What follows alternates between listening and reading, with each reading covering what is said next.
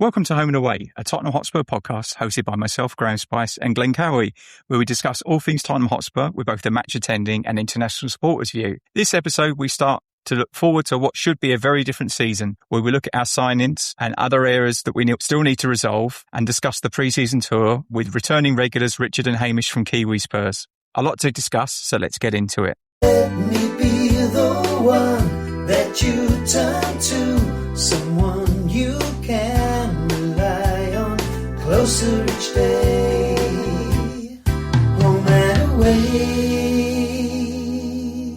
Richard and Hamish, how are you? Yeah, good, Graeme. Thank you very much. Nice to see you. I'm glad you're in a T-shirt. It's blooming freezing down here. Yeah, it is nice. Well, we've had wildfires everywhere. It's insane up in Western Europe at the moment. We're just not used to it. I guess we don't know how to deal with it. Yeah, but it's been lovely. We had the Spurs here this weekend. We'd had 2 weeks of wall-to-wall sunshine, cold nights, early mornings were pretty chilly. Wall-to-wall sunshine, and then as soon as Spurs turned up, the rain gods arrived, and all it did was rained and blew for the weekend. That's weird. Is it gone again now? It is literally the English weather. That's funny. So you've had a busy few days then with the tour, with the pre-season tour in town? Well, yeah, and Hamish will sort of elaborate a bit more on this, but, you know, they arrived in Auckland at 2:00 Saturday morning, our time. So they would have been bleary-eyed, but they were out signing shirts and everything just after lunch. We went to a hosted luncheon by Auckland FC, who Spurs were playing here in the afternoon. That was quite good. Originally, we were promised Vinay and Roberto De Zerbi, plus a player, and we ended up with Ledley King, who was fantastic for the whole time he was here, and Antonin Kinsky, who spoke very well, and so he was part of a second panel. Nice lunch, did a bit of shirt signing, and then we rushed up to Eden Park for an open training session, and then we as the official supporters club hosted an evening and we had Ledley, and he was fantastic. A full house, 120 people. Same places we've hosted Steve Perriman and Graham Roberts and Clive Allen in the past. And the club were very surprised, very thankful, because it was all organised and everybody spoke English, so it was quite easy. And lots of war stories about how many times they've been to White Hart Lane in the stadium. And we had a guy called Chris Chang, who is lead reporter for sport here on TVNZ, which is the national carrier. And he was excellent as well, and he kept the whole thing going along. What did you think, H? Yeah, no, I did a slightly different day on the Saturday. I didn't go to the lunch, but it wasn't well advertised, but they had some players signing photo opportunities downtown by the waterfront. And so I went to that, and they had apparently arrived early. By the time I got there at 1:45 p.m. for a 2 p.m. start, there was always a queue around the block, but it was very well organised by the promoters, TEG, and the line moved quickly, and there was Matthias Tell, Mikey Moore, Brandon Austin and Archie Gray. And at a table, you went along, got what you wanted signed, took photo opportunities with them, and that they were really excited. They didn't look tired. They were engaging. Archie, I sort of quickly said to him, "Hey, nice hairstyle for this part of the world," because he was quite public about how he got his bleached tips in his hair for being a surfy down here, but he laughed at that. So yeah, no, it was good. The town was buzzing. There was lots of people on the street in Spurs shirts. So it was pretty good. Did see a video of the Auckland fans, one of them wearing an Arsenal shirt, which I thought was quite funny. Yeah, there's always one, hey? Always, yeah. You kind of think that from the train station, so Eden Park, which holds about 48,000, is served by one train station, and a little bit like going to White Hart Lane, you've got to wait for your train. So there's a mad rush to get into the stadium. And as you walk with, 1,000 other people, you can see the idiot who decides to wear like a red shirt in our case, and it might be a Man United shirt, a Liverpool shirt, or an Arsenal shirt, and you're kind of just waiting for 100 yards down the road to be picking them out of the gutter. I think, I was chatting with some people over the weekend. The Premier League is big, and I think if you brought any Premier League team to New Zealand to that, I'm no disrespect to Bournemouth, I think Bournemouth would fill the stadium. Bournemouth own the Auckland FC team. Well, Bill Foley does. There's a type there. I think any Premier League team within reason would get a full house and that sort of excitement. People, there are a lot of Spurs fans. Spurs is a massive club, as we know, but I just think you're always going to get fans wanting to go to a Premier League game, and this is the closest they'll see a Premier League team in this part of the world for many people. But is the difference then that wanting to see a Premier League team and actually having the support for that actual team? Yeah, to back what Hamish is saying up, the last Premier team to be in New Zealand was West Ham in 2014. Did they play in Wellington, H? Yeah, and Newcastle. So Newcastle and West Ham, and they played a weekend of sort of a couple of double headers in Wellington. I went to that. Yeah. No, Wellington's ground isn't as big as Eden Park. I think maximum is about 36,000, something like that. Yeah. And yet we managed to get 40,000 in the stadium on Sunday. It was a record, wasn't it? Yeah. For a men's football game. Yeah. Yeah. And it was pouring with rain and blowing a hoolie, and it was cold. So the other thing which was really good is, we had 4 of our Kiwi Spurs guys asked if they would put forward their children to be mascots. Now, the kids never get asked to be involved in anything except for maybe if they're at the front of a walk around the stadium to get shirts signed. Yeah. And we had 4 kids there, and they were absolutely buzzing. And I got emails afterwards saying just how excited the kids were, because they get a kit, they get to shake hands with all the players, get to walk out on the pitch, and all the pyrotechnics are going off and all this sort of thing. Nice. And they just felt $1 million, which was absolutely wonderful. And that's what it's all about. Yeah.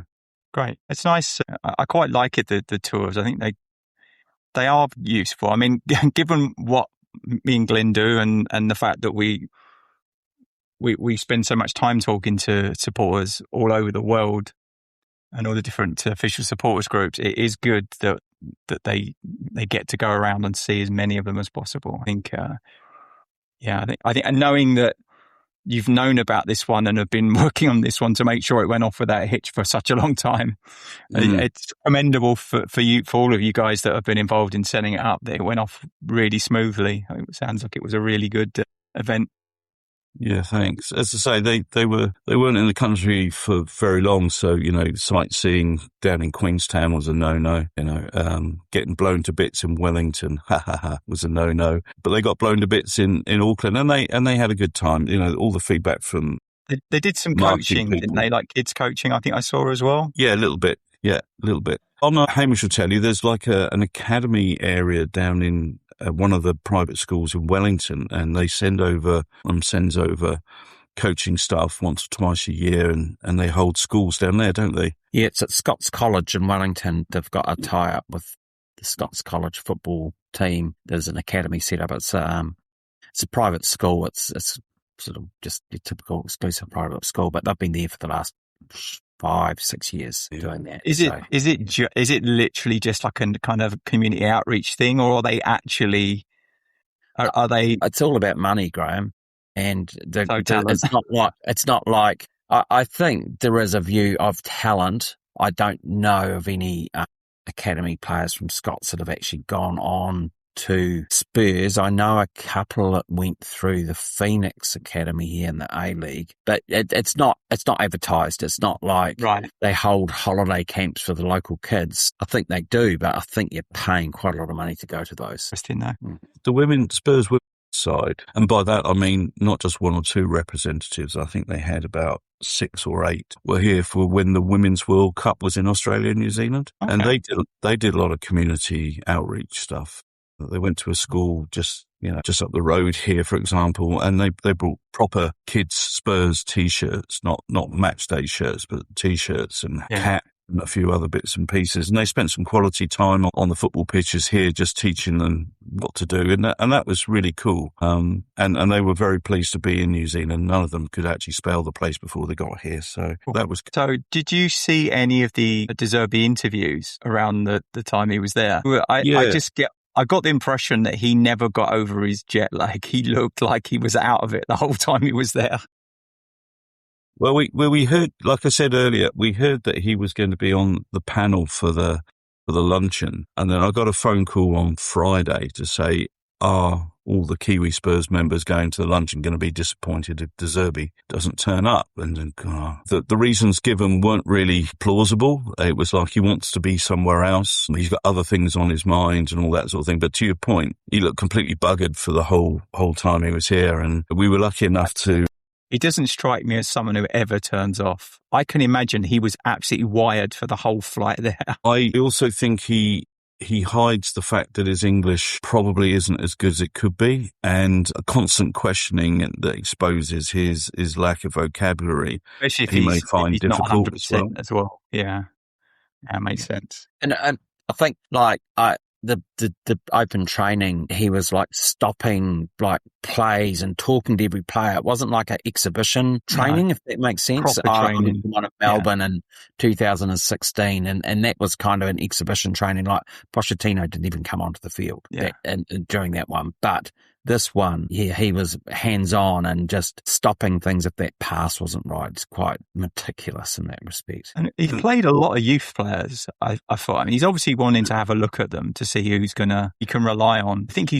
I don't think he's bothered about the age, but he wants to know who he can trust. Yeah, it was interesting. I think there were a number of people who were disappointed when the starting 11 was announced, because some of the kids wouldn't even have recognised some of those names. The fact that he appointed Archie Gray captain for the first half meant that you had a recognisable name there. Yeah. And I thought the kids did all right, actually. And they did very well, yeah.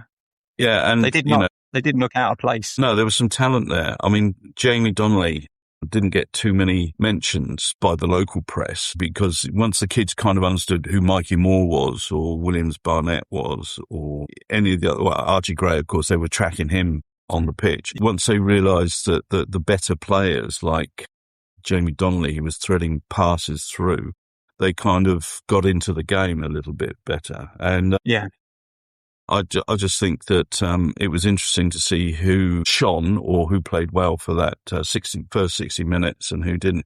I also think, what's the point in bringing all the kids over if you don't play them? Yeah. But they took a big squad, 35 players or something. Yeah. There was another player who hasn't really been mentioned, who I can't remember if he finished the game. He definitely played the first half. The Japanese player, the centre-back, Takai. Yeah, he looked really good, right? He did, and he's quite physical. He's quite big, and I know he was out on loan in Germany, wasn't he? Yeah. But again, I know we now are bereft with centre backs after recent signings. But to me, he's someone who's obviously young. He's on a 5-year contract. There must be something to him, and he did look good. And no one really talked about him much, but no one does talk about defenders there. The other player that I saw, certainly against MK Dons more, is Malachi Hardy. He was excellent. I mean, he's 18 and he's got the head of a 30-year-old on his shoulders. He just was talking to everyone. He was commanding in the box. He went for everything. I was really impressed with him. And Tyrese Hall as well. I think he played as fullback. I like Tyrese Hall. I think he's a keeper. I think my son Thomas saw him quite a lot for Notts County last season, and he was he had a really good loan season up there until he got injured later in the season. I think it was actually quite astute. So I don't know why we would dare question, the lineup, but it was quite astute that he brought on some named first teamers halfway through the second half, like Richarlison and Tell, and of course Fernandes made his appearance as well. And when those guys came on, the quality of the football improved. Now, Auckland are in their close season, right? So they're not top-notch, and they're not a top-notch side either, but they got picked apart from about the 60th minute, and really and truly, Spurs could have had 3 or 4 other goals easily. So what I liked, just that transition from the younger players to the newer players, the style of football didn't change. He had the kids playing exactly the same way he's going to expect the first team to play. The range of through balls from defence and midfield, I think, is what we're going to see more of from the first 11 next season as well. Said to someone who asked, what did I think about? It was a kind of a slow build up in the first half, and it was even slower than walking pace at some stage. And I said, look, I don't think that'll last. I think once we've got some, a fixed team or an idea of who he wants to play, I think those through balls through the channels and out to the wings and back in again will be a lot quicker, and people will be looking for those passes. That's why I thought Jamie Donley did well in the first half. Yeah. He threaded through maybe 3 or 4 balls that were really, really interesting, but you've actually got to have your midfielders and the forward guys actually running into space for that to work. And like you say, that the same style of play in the second half was quite evident, which is really quite good. Yeah. I think I know we scored 2, but I still feel like we're woefully lacking up front. I think we need some clinical finishers. I think we can get the ball into the right areas, but relying on someone to put it in the net still seems to be a struggle for us at the moment. Yeah. I thought De Zerbi's come out, tried hard. Said, I thought Scarlett did quite De Zerbi well. has come out and said you need strength. Yeah. But it worries me when, just as a general football I don't know who De Zerbi came he's out saying it for someone else's benefit. Said we need forwards. Yeah, all of a sudden, when we go to get a forward from somewhere, they're desperate, they need people. They've obviously got money, so here's another 20 mil on top of what we usually get, that sort of thing. It's a very shallow pool that we're fishing in for those players as well, right? There's not a lot in the market. Well,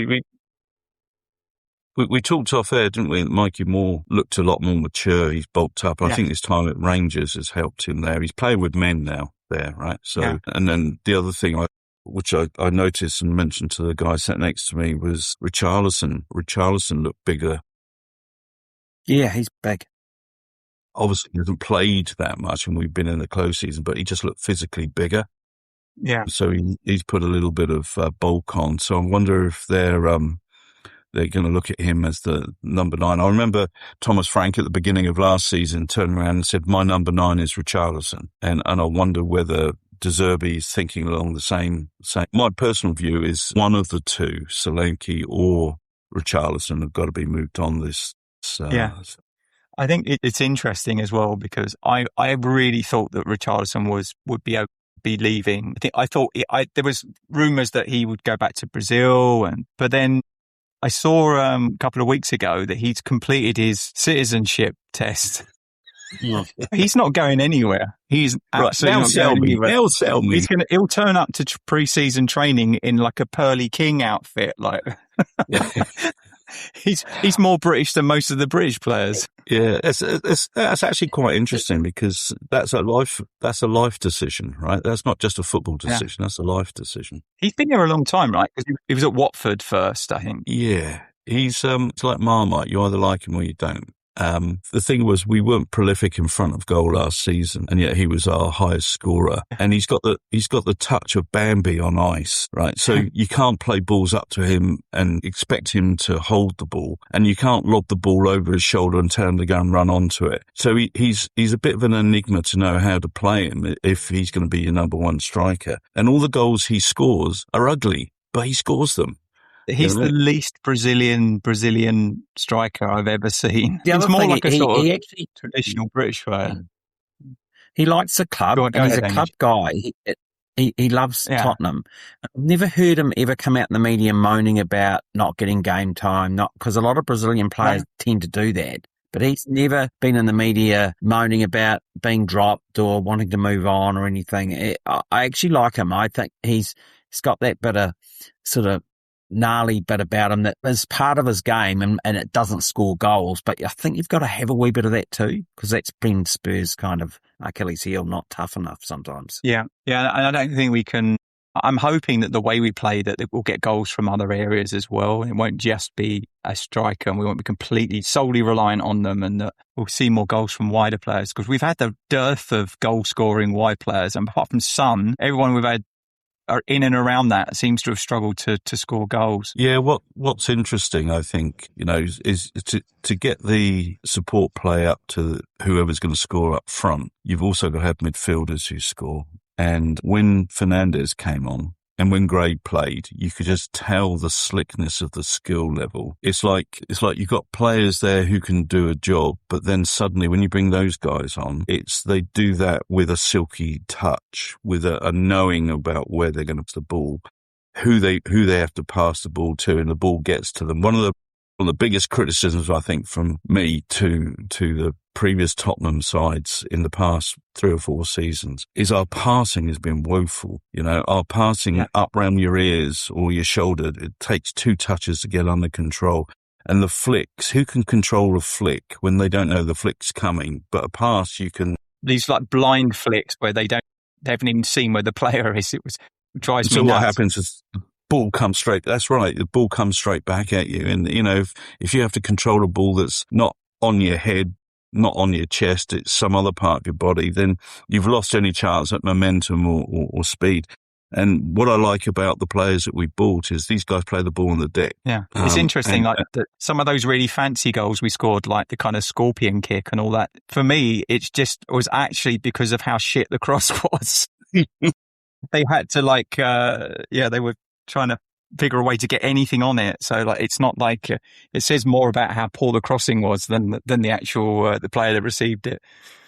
And that's quite an interesting thing as well. Presumably our number one pairing in the centre-back positions are going to be Van Hecke and Van der Ven. And it just reminds me that, you know, our best centre-back pairing of the past, 15 years was Alderweireld and Vertonghen, both from the same country, playing for the same club. And they're big boys. They're very athletic. Van Hecke was bigger than I thought he was going to be. When I saw him with the other players, he's another unit. Yeah, he is. Yeah.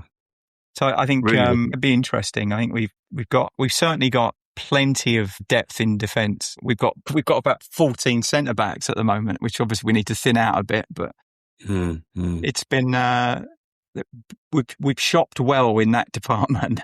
Yeah, I saw a report, I was overnight or before I went to bed last night about Udogie and Fiorentina wanting Udogie. And I don't think they could afford him, could they? Well, no, that was the downer. But I think Paratici was hoping that he could influence Tottenham based on his previous relationship in the club. Unless he knows where all the bodies are buried. Yeah, but Daniel Levy's not there anymore. True. So, if you lost the left back in Udogie and, he's injury prone, he's good when he plays, but he's injury prone. It does make you wonder what they're going to do with young Souza, who I liked the look of when he came on last season. I saw something that he was being linked with another club in the last 24 hours. I can't remember who it was. Out on loan, I think. Yeah, I think it might have been Benfica or someone like that. Let me check.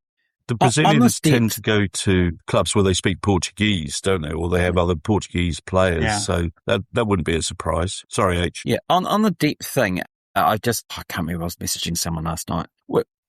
We don't have Europe. We've got the league and 2 domestic cups. Usually with domestic cups, say we draw Doncaster like we did last year, we've given the kids the chance to play. I think now, my view, we shouldn't be doing that. I think we haven't got the same amount of games. We should be playing our strongest team in every cup game, regardless of who the opponent is. Just like scrapping a 2-0 win over Doncaster with a few kids, but I'd rather get to the point where we're beating these teams 5 or 6-0 with a full strength team, resting within reason, but there shouldn't be the need to be blooding a whole lot of youth kids in cup games. If you're going to blood them in the league, bring them on with 20 minutes to go against, I don't know, hopefully when we're up 2-0 against Hull or something like that. But yeah. So it was, I just checked, it was Benfica, and apparently they've offered 20 million euros for Souza, which I think is more than we make a profit on that. God. For someone who's played, it's fair to say a bit part, and who's not going to get game time in front of Robertson and Udogie next season. So it's a move, not a loan. Yeah, they want an outright purchase. I think the issue we've got is that our squad building has been poor, and not only that, we've gone through with the rapid change in management over the last few seasons. You've got players that were bought for different playing styles and different formations. There was always going to be a big correction that was needed.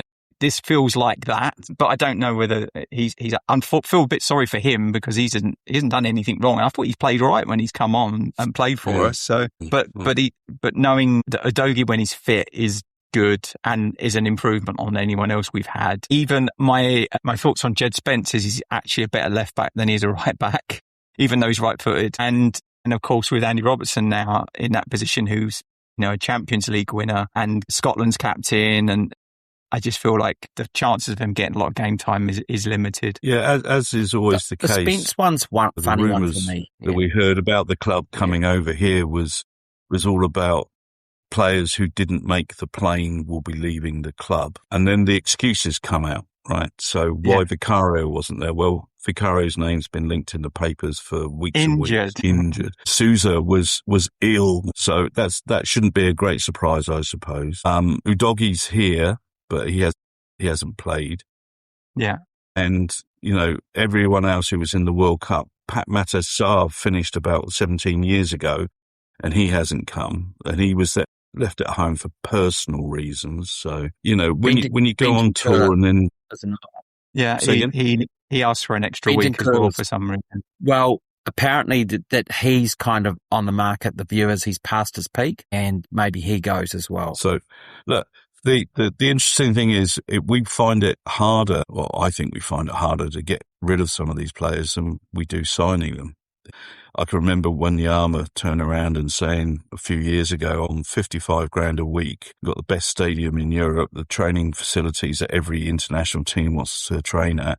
Why would I leave? Yeah, tough one. So just to go through the signings, given that it just seems weird talking a little bit about them. Yeah. No, go ahead, Hamish. Yeah, it seems weird that in the last quarter of last season we were desperate for players. We couldn't fill a full team. Now with the complete opposite, we're coming out of our ears.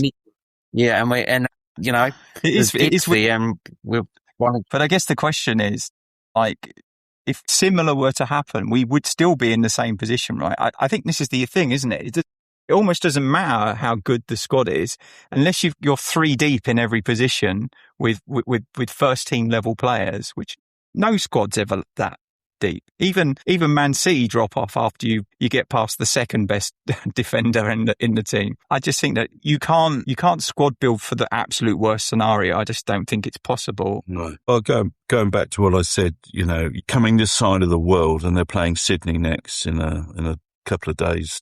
If they don't blood the kids, how are they going to know? And so you've got to give them game time, and then you've got to make a decision. And like we said earlier, it sounds like they're not going to make a decision on someone like Mikey Moore, who probably is the nearest to playing in a first team of some sort, whether it's in Scotland or Championship or even overseas. Yeah. They're not going to make a decision unless they actually don't sign a left winger. And that decision isn't going to be made until very late on in the transfer window. And the problem that we've had in recent times is people like Alfie Dorrington and Ashley Phillips and a couple of guys who've now left the club as well, Devine, for example. These guys don't know what their future holds, and then suddenly, as a matter of convenience, we get rid of them on loan right at the very end of the transfer window. I would just like to see some strategy that says this guy is not going to make it. We're going to move him on. This guy is definitely going to be in our plans. This is what we want you to do. And we don't get those messages. And as we said, sometimes I feel you're right. I think there are players who we know aren't going to make it, but we've still got them out on loan. Yeah. And I don't know why, but it just feels like we need to be, Scarlett's more growing. Mercenary about it. Scarlett's a big lad, he's he's not as big as Will Lancashire was, but Scarlett's a big lad, and he seems to be able to pop up and score goals, but he's never going to make the first team. No. In my opinion.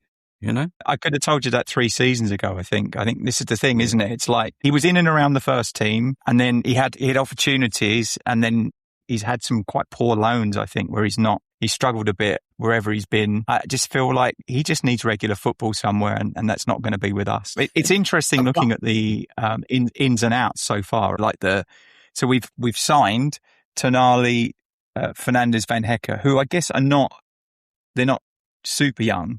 I'm not sure how old Van Hecke is, but Fernandes is like 22, isn't he? I think he's quite young. Robertson, who's 32, is he? Like that, I think. Low 20s. And Dubravka is obviously second choice keeper. He's in his late 30s, I think. But then the players out, it's all young players. It's Busquets, Lancashire, Tynan Thompson, Valise, and Devine are all the ones that are the out so far of people that we actually have sold on, not taking into account like Bissouma, whose contract expired, for instance. Yeah, it's interesting. There's definitely a deliberate move to bring it.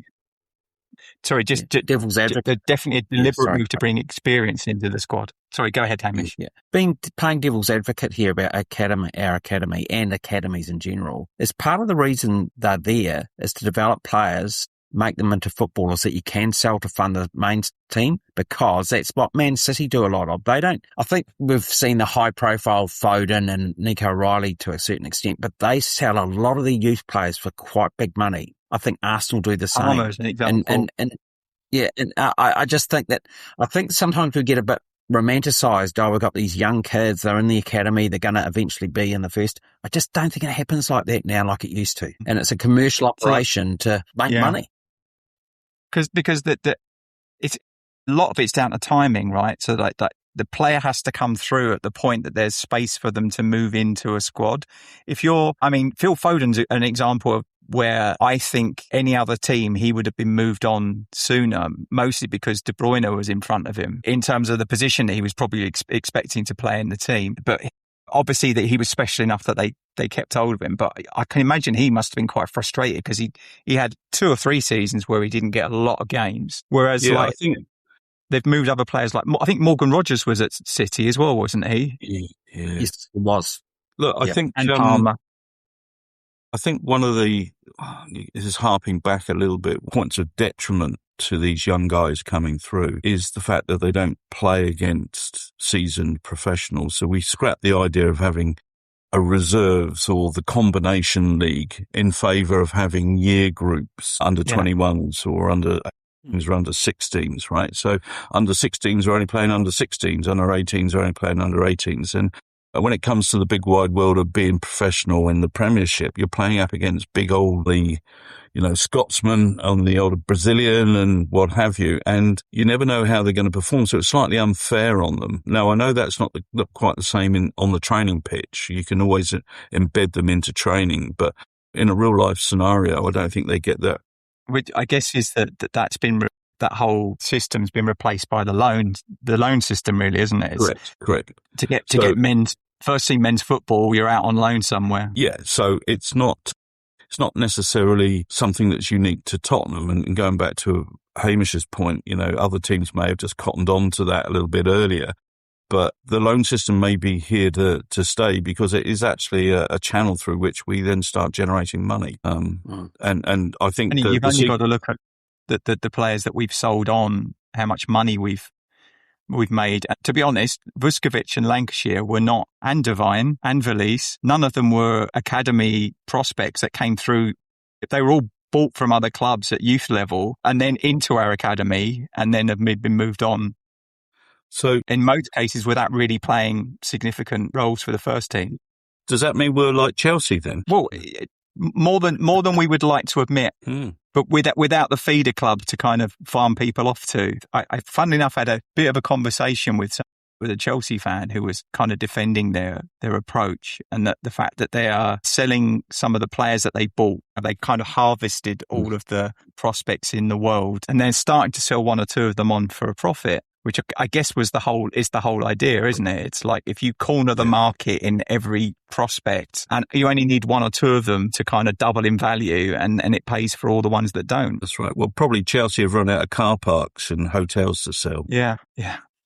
It's weird though, isn't it? It's become it's like day trading. It's like it's very weird. Like buying them and holding them long enough and then selling them at the point where they've increased in value. It's very weird. I think Bowley's Blueco company have brought into football and certainly into Chelsea a whole different way of thinking that possibly, I don't want to blame, I'm not saying it's good or bad, but it's kind of emulating the American style of club ownership and trying that out. And maybe has got enough pushback now that they're just pivoting slightly to working more in line with the rest of the clubs in the Premiership. It galls me that he owns a share in a second resell ticketing company and somewhere it was promoted that if you wanted a ticket for a Chelsea game behind the dugout, you got $5,000 for a game, the ticket's yours, doesn't sit right. It's interesting the two, I don't know if we talked about before we started recording, but Chelsea's, the people that they're being linked with this week, Henderson and what's his name? Danny Welbeck. The striker. Danny Welbeck. The most un-Blueco signings that you can think of, aren't they? They're obviously, Alonso obviously thinks he needs experience or something different it's not like he hasn't got players to choose from. He's got lots of players to the point where they got no room for them at the training ground when they turn up for pre-season. But interesting though, that's a real buck to the kind of recent trend that they've been going through. So he must have some influence there, whereas I don't think the last couple of managers really did. I think the class of De Zerbi and Alonso, right, is being given credibility, credence, if you will, for them to be allowed to make some of these decisions or influence decisions. I think De Zerbi has got players that he wants. I think Alonso is getting a style of play and players that he wants. And the management, and in our case, Daniel Levy's no longer there, have to sit and take a back seat and let the guy get on and do his job. Yeah. No, it's kind of we've kind of, like with all things, we come full circle, right? It's like back almost to the kind of Alex Ferguson approach to where you have a manager who's responsible for everything and has a say in every decision at the club. And maybe that's been needed because of how inept a lot of the non-footballing administrators at big clubs have been. Like Man United have had a procession of clowns come through that club who have mismanaged every aspect of it. And I don't know whether that will change now. I'm not sure that the current manager's one to push back too hard. But Alonso doesn't strike me as someone who suffers fools. De Zerbi definitely will not suffer it.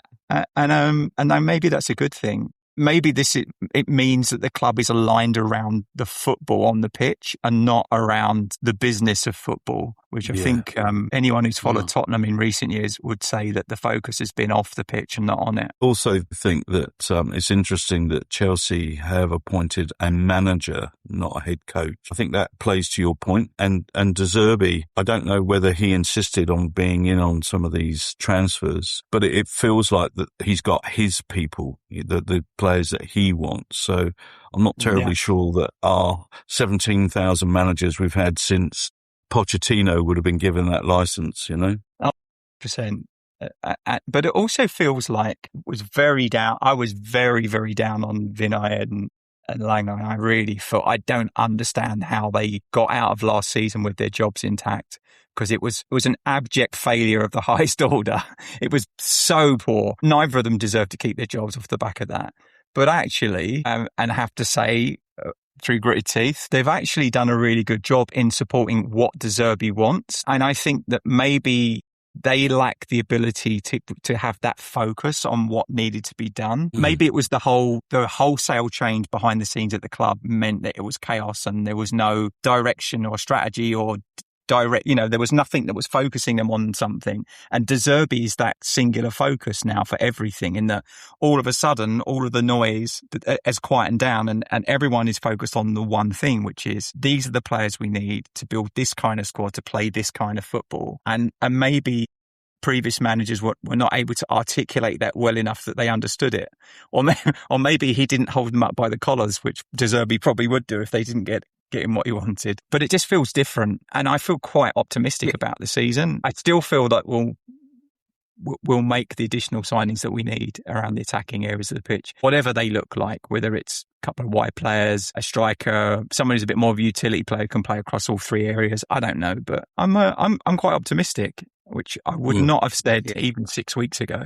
I think Levy, with Levy leaving, and what I heard over the weekend was he actually got sacked and his access was just removed like that. And it was like never to be seen again. And when that happens and you've had somebody running the club at that level and there's no handover, no nothing, there is going to be a wee bit of chaos. And I think it did take them a while to put their feet under the table. In terms of Lange, I'm not sure yet. From what I hear, he's very, very good at picking up young players to bring into the academy. That's his strength, not players that are going to be first team players and straight in. So I think maybe they've worked out that, hey, you're good at bringing these players in, like the Vukovic. At the time, he wasn't involved. Well, maybe he was, that sort of thing. But in terms of players for De Zerbi, I'm not sure that's his strength. No, and I still think we'll probably end up bringing someone else in.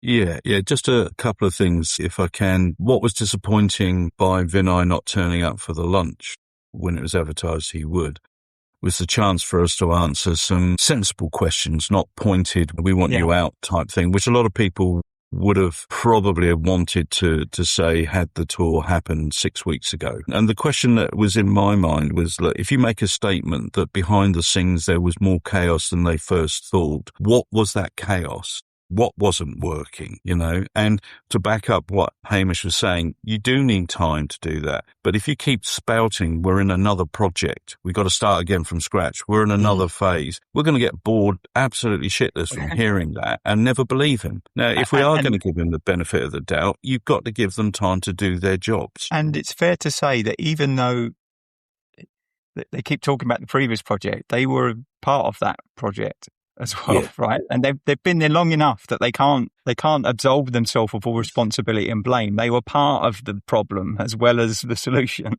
Yeah, and look, there'll be plenty of people who will watch this who will just say, I call bullshit. And I'm quite happy for that. I'm quite happy for them to say that. And to me, we're long enough in the tooth and we're experienced enough in our business lives to know when you're having the wool pulled over your eyes. So I'm not saying that these guys are whiter than white at all. And you're right, they were part of everything. One thing I did like, and maybe I'll end on the Auckland thing on this, was the last interview that De Zerbi did when he was asked how he thought the kids played, kids in particular. He said, what I liked most, he said he thought the football was good. And to your point earlier, Graeme, that they followed his instructions, which was really good, a style of play. But he said the best thing was there were 2 or 3 out there who were fighting for the shirt. And we haven't heard that. We haven't heard that very much from too many people in the past. But he said, and that is what it's all about. And, I thought, yeah, good on you, boy. Yeah. Yeah, I think he's got the right mindset and I hope he can get it across to the players for sure. I feel like I support a different club than what I did last season already. That the change has been that marked, hasn't it, from last season already? Amazing.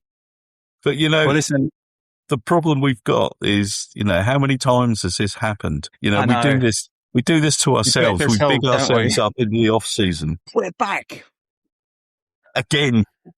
Yeah, it's the circle of. Now, Glenn's off to he's off to the UK, isn't he? In August, yes, is he going to a game? Yeah, we're going to see probably the Newcastle game together, and we're going to see what else we can do. We're also going to do an in-person recording. I just got to figure out where yet. That's it's on my to-do list. But yeah, I'm looking forward to seeing him again. It's been a while. It was a couple of seasons ago, I think. Really? We both went to a game. It was a 2-2 draw with Man United, as I recall. We had a beer in Melbourne 10 days ago.